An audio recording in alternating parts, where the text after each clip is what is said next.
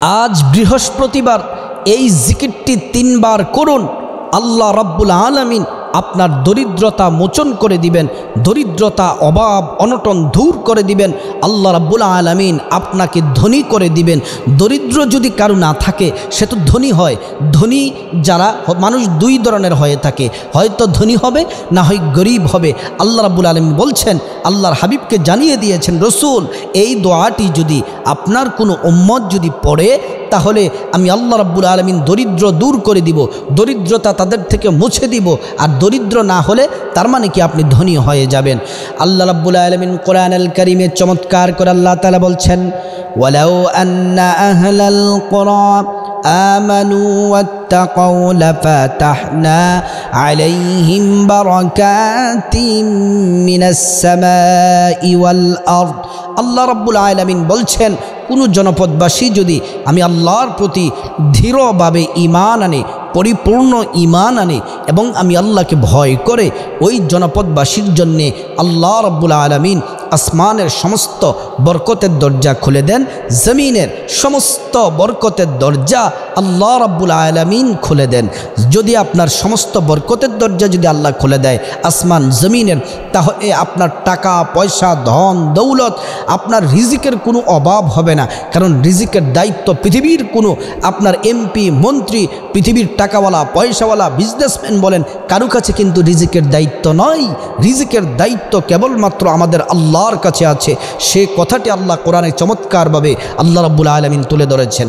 আল্লাহ তাআলা খুব সুন্দর করে কোরআনে বলছেন, ওয়ামা মিন দাব্বাতিন ফিল আরদি ইল্লা আলাল্লাহি রিজকুহা। আল্লাহ তাআলা বলেন, জলে এবং স্থলে যত প্রাণী আছে, গর্তের পিপিলিকা হোক আর গভীর সমুদ্রের মাছ হোক, যত প্রাণী আছে সব প্রাণীর রিজিকের দায়িত্ব আল্লাহর হাতে। আল্লাহ তাআলা রিজিকের বন্দোবস্ত করে দেন। প্রত্যেকের যতটুকু রিজিক দরকার আল্লাহ তাআলা তাদের কাছে রিজিক পৌঁছে দিবেন। তাদের রিজিকের দায়িত্ব স্বয়ং আল্লাহর কাছে। মৌমাছি সকালবেলা ঘর থেকে বাসা থেকে বের হয়ে যায়, কোথায় তাদের মধু আহরণের ফুল গ্রান তারা সংগ্রহ করবে জানে না, কিন্তু সন্ধ্যার সময় তারা ফুলের গ্রান ভর্তি পেট ভর্তি গ্রান নিয়ে তারা চলে এসে বাসায়। পাখিগুলা খাবারবিহীন কোথায় যাবে ঠিক ঠিকানা নেই, খালি মুখে খালি পেটে আল্লাহর উপর তাওয়াক্কুল রেখে বের হয়ে যায়।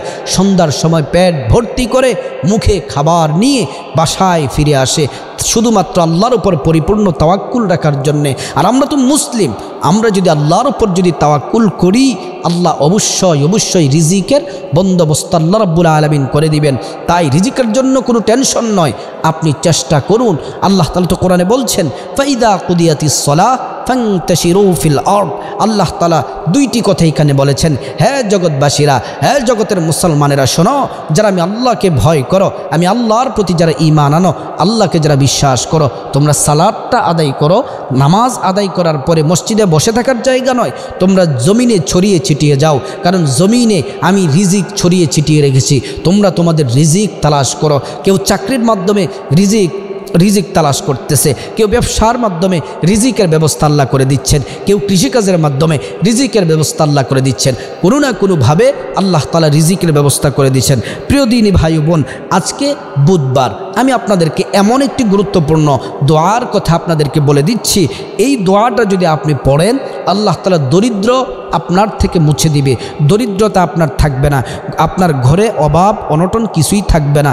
নিজ চোখে আপনি দেখতে পাবেন যে আল্লাহ তাআলা আপনার রিজিকের মধ্যে বরকত দিচ্ছে, আপনি ধনী হবেন। এটা আমার কথা নয়, রাসূল করিম সাল্লাল্লাহু আলাইহি ওয়াসাল্লামের পবিত্র জবান মুবারকের কথা। দোয়াটি হলো, আমি দোয়াটি পরে বলছি। এই দোয়াটি যিনি বর্ণনা করেছেন মুসলিম ইবনে আবু বাকরা রহমতুল্লাহি আলাইহি থেকে বর্ণিত। তিনি তার পিতাকে প্রত্যেক নামাজের পর বলতে শুনতেন যে, আল্লাহুম্মা ইন্নী আউযু বিকা মিনাল কুফরি ওয়াল ফাকরি ওয়া আযাবিল কবরি। আমি আরেকবার বলে দিচ্ছি, আপনারা যেন দোয়াটি যেন বুঝতে পারেন।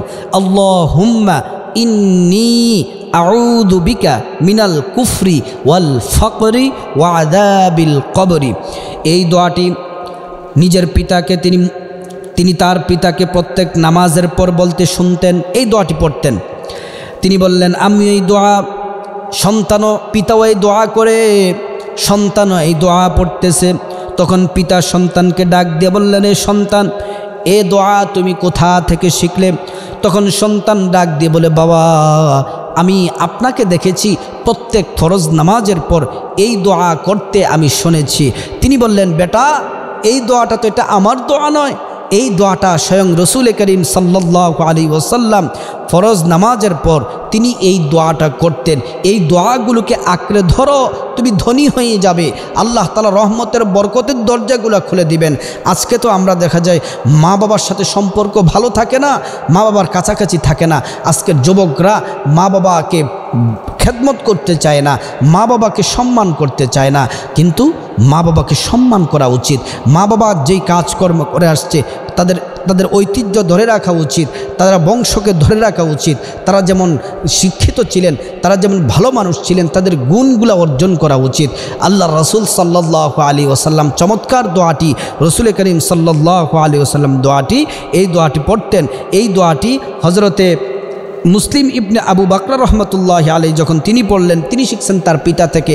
আর তার পিতা স্বয়ং রসুল করিম সাল্লাল্লাহু আলাইহি ওয়াসাল্লাম এই দোয়া পড়তেন, তিনি নবীজির কাছ থেকে এই দোয়া শিখেছেন। তাই এই হাদিসটি এসেছে মুসনাদে আহমদ, হাদিস নাম্বার 34। এজন্য আমরা বেশি বেশি করে আল্লাহকে ডাকতে হবে। আজ বুধবার, আপনারা এই দোয়াটি বেশি বেশি করে পাঠ করুন। পাশাপাশি রসুল করিম সাল্লাল্লাহু আলাইহি ওয়াসাল্লামের উপরে প্রাণ ভরে দুরূদ পড়ুন। যদি দুরূদ পড়তে পারেন, পাশাপাশি আপনার রিজিকের অভাব হবে না, সম্মান আল্লাহ তাআলা আপনাকে দিবেন, গাইবি রিজিক দিবেন, বৃষ্টির মতো আল্লাহ তাআলা রিজিক পাঠাবেন। আল্লাহ তাআলা এমন এমন জায়গা থেকে আপনাকে রিজিক দিবেন যা আপনি কল্পনাও করতে পারবেন না। তাই আসুন আমরা এই মূল্যবান, এই গুরুত্বপূর্ণ দোয়াটি আমরা নামাজের পরে পড়ি।